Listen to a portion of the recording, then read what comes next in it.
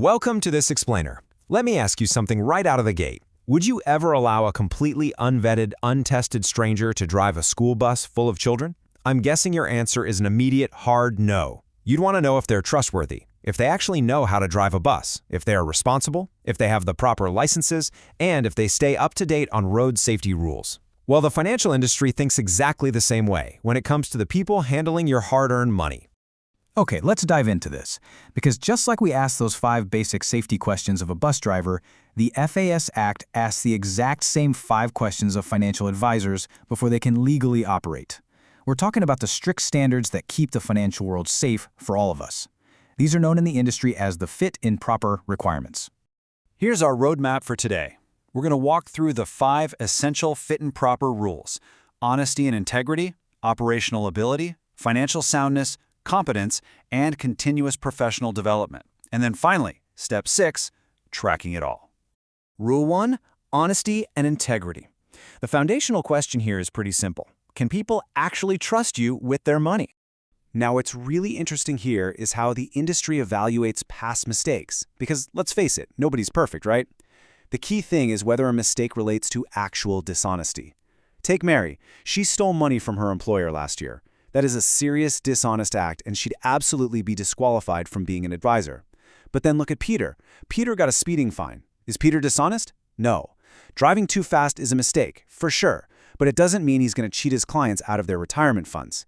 A great rule of thumb to remember is this: bad driving doesn't mean bad character.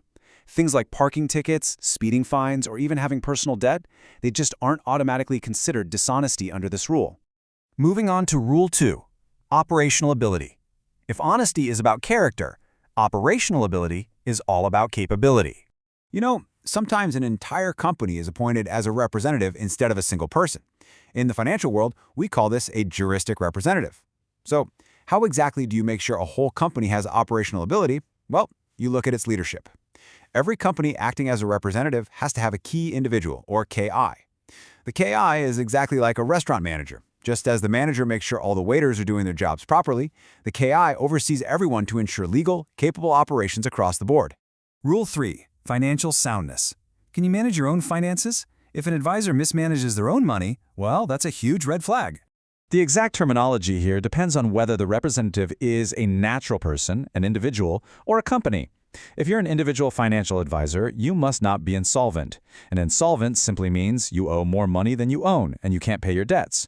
On the flip side, if the representative is a company, they must not be in liquidation.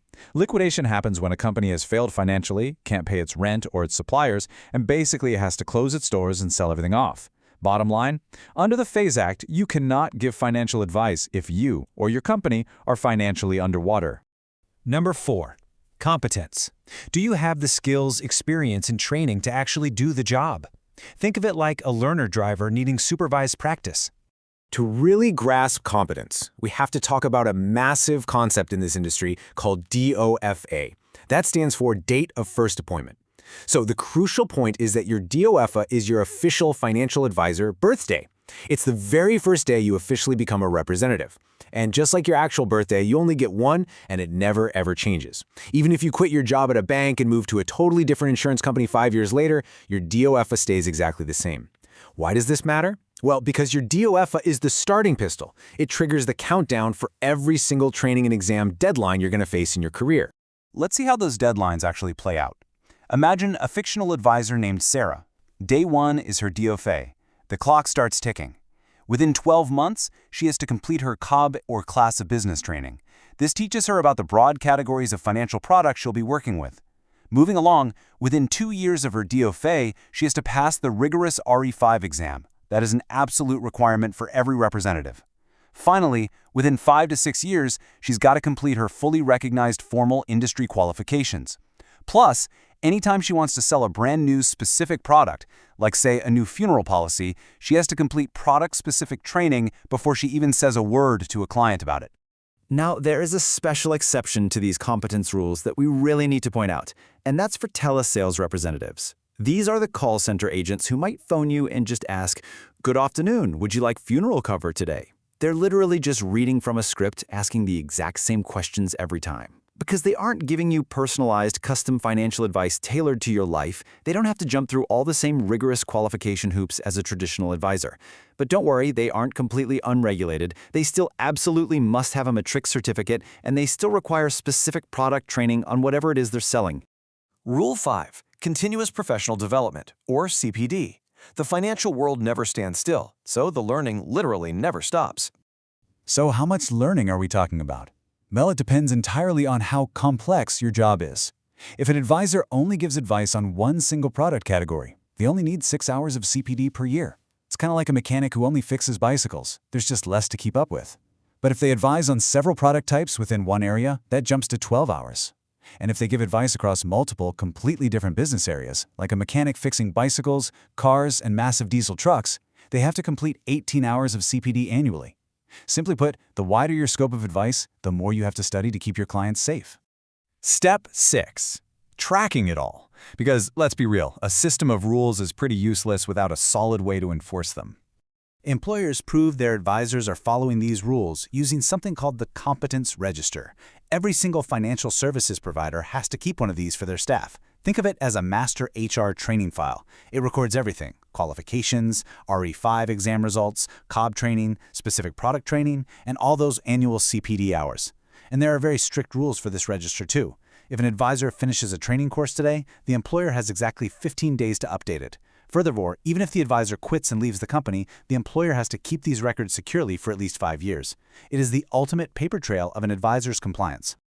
To tie this whole thing together, here's an incredibly easy way to remember the 5 fit and proper requirements. Just imagine hiring a professional chef. First, they need to be honest. They really shouldn't steal your expensive ingredients from the pantry, right? Second, they actually need to know how to cook. That's their operational ability. Third, they must be able to manage the restaurant's finances, so financial soundness. Fourth, they need to learn recipes and gain kitchen experience. That's competence.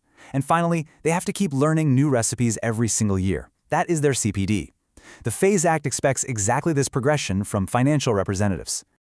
We've covered a lot of ground today, unmasking the strict layers of vetting that exists in the financial industry, so I'm going to leave you with a final, somewhat provocative thought to consider the next time you sit down to discuss your portfolio.